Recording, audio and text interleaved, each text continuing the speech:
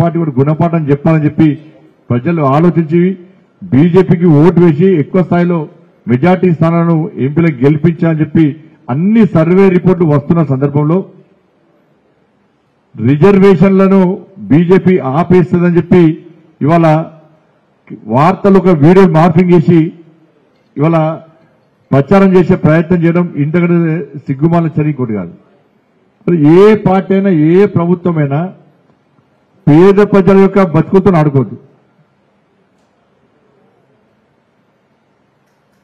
ఇప్పటికే పేద ప్రజలు అనేక కష్టాలు ఇబ్బందులు ఉన్నారు. టెన్షన్ వాతావరణంలో వాళ్ళ నిత్య జీవితాన్ని కొనసాగించే ప్రయత్నం చేస్తున్నారు. కాబట్టి రాజకీయ పార్టీలు ఏం చేయాలి? గత ప్రభుత్వం రిజర్వేషన్ విధానం ఈ విధంగా చేసింది, ఇంకా మేము బ్రహ్మాండంగా అమలు చేస్తామని చెప్పి చెప్పుకునే ప్రయత్నం చేయాలి తప్ప, ప్రచారం చేసుకునే ప్రయత్నం చేయాలి తప్ప రిజర్వేషన్లే ఎత్తేస్తారట అని చెప్పి తప్పుడు ప్రచారం చేసే స్థాయికి దిగజారడం ఇది మంచి పాలిటిక్స్ కాదు. వాళ్ళ పేద ప్రజలు కూడా ఒక భయానక వాతావరణంలో జీవించే పరిస్థితి వచ్చింది. వాళ్ళు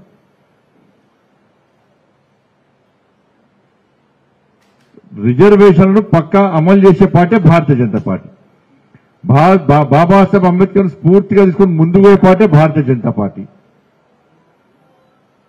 మన కాంగ్రెస్ పార్టీ పూర్తిగా రాజ్యాంగాన్ని విరుద్ధంగా వివరించింది. ఇందిరాగాంధీ నెహ్రూ కాలం నుంచి నేటి వరకు కూడా పూర్తిగా రాజ్యాంగానికి భిన్నంగా వివరించింది కాంగ్రెస్ పార్టీ.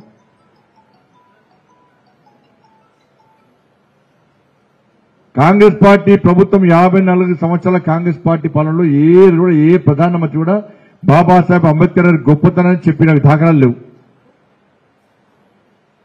అంబేద్కర్ గారు పార్లమెంట్ లో ప్రశ్నిస్తే అంబేద్కర్ గారిని అవమానపరిస్తే రాజీనామా చేసి బయటకు వచ్చి పేద ప్రజలను పార్లమెంట్ సభ్యునిగా పోటీ చేస్తే అంబేద్కర్ గారిని ఓడగొట్టిన పార్టీ కాంగ్రెస్ పార్టీ.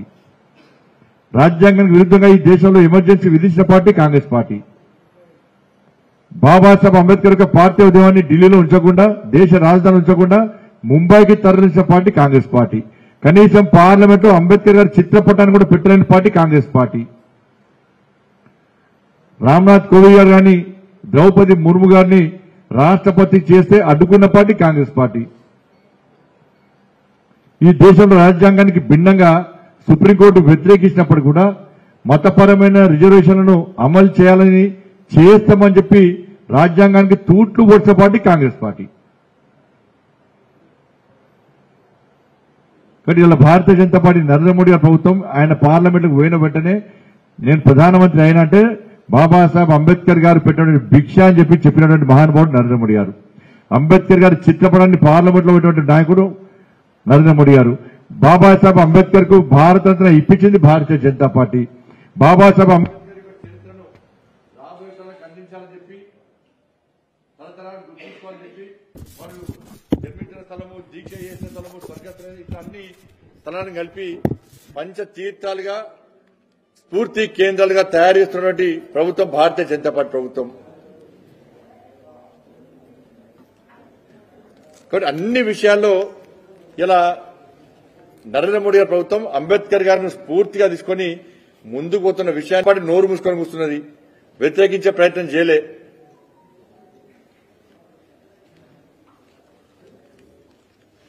కాబట్టి రాజ్యాంగానికి భిన్నంగా మేము ఎవరు విరోధిస్తారో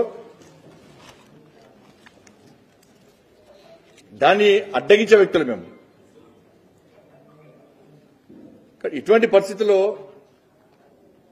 రిజర్వేషన్లను భారతీయ జనతా పార్టీ, ఎందుకంటే పేద ప్రజలు ఎస్సీ, ఎస్టీ, బీసీ అగ్రవర్ణాల పేదలు కూడా, ఎందుకంటే 27 మంది బీసీ ఎంపీలను మేము మంత్రులు చేసినాం, 12 మంది ఎస్సీ ఎంపీలను మంత్రులు చేసినాం, 8 మంది ఎస్టీ ఎంపీలను మంత్రులు చేసినాం. అగ్రవర్ణాల్లో పేదలకు రిజర్వేషన్ సౌకర్యం కల్పించడం, ఈడబ్ల్యూఎస్ కల్పించడం. మేము ఇవన్నీ చూసిన తర్వాత వారు వన్ సైడ్ లెక్క తెలంగాణ రాష్ట్రంలో వాళ్ళ ఎన్నికల వాతావరణం భారతీయ జనతా పార్టీకి అనుకూలంగా ఉంది కాబట్టి ఇలా కాంగ్రెస్ పార్టీ అఫీషియల్ హ్యాండిల్స్ లో, వాళ్ళ ఫేస్బుక్ లో కానీ, ఇన్స్టాగ్రామ్ ద్వారా కానీ, ట్విట్టర్ ద్వారా కానీ అనేక రకాల సోషల్ మీడియా ద్వారా కేంద్ర హోంశాఖ మంత్రి అమిత్ షా గారిది ఇలా వీడియోలు క్రియేట్ చేయడం తప్పకుండా చూస్తూ ఊరుకునే ప్రభుత్వం కేంద్ర ప్రభుత్వం కాదు, చూస్తూ ఊరుకునేటువంటి పార్టీ భారతీయ జనతా పార్టీ కాదు. కానీ మొత్తం ఎక్కడ పోయినా నవ్వుకుంటే పరిస్థితి కాంగ్రెస్ పార్టీ వివరాలు చూసి నేరుగా ధైర్యంగా వాస్తవాలు చెప్పి వాళ్ళు ఏం చేసినాం, ఏం అభివృద్ధి చేసినాం, 6 గ్యారంటీల పరిస్థితి ఏంది, చివరకు రాష్ట్ర ముఖ్యమంత్రి గారే టీవీ ఇంటర్వ్యూలకు 6 గ్యారెంటీల గురించి అడుగుతాను, ఇంటర్వ్యూ రాను అంటే అనే పరిస్థితికి వచ్చిందంటే ప్రజల లోపల 6 గ్యారెంటీల మీద ఎంత వ్యతిరేకత అర్థం చేసుకోండి. మరి 6 గ్యారెంటీల విషయంలో ప్రజల దృష్టి మళ్లించడానికి ప్రజలు ప్రశ్నిస్తున్నారు కాబట్టి ఈ కొత్త దొంగవతారం ఎత్తి కాంగ్రెస్ పార్టీ ఇలా మార్ఫింగ్ చేసి వీడియోలు చిత్రీకరించి రిజర్వేషన్ విషయంలో ప్రజల లోపల అయోమయం సృష్టించే ప్రయత్నం చేస్తున్నది. నిన్న కేంద్రం నుంచి కేంద్ర ప్రభుత్వం నుంచి నోటీసులు వచ్చిన తర్వాత పూర్తిగా ప్రజలకు క్లారిటీ వచ్చేసింది.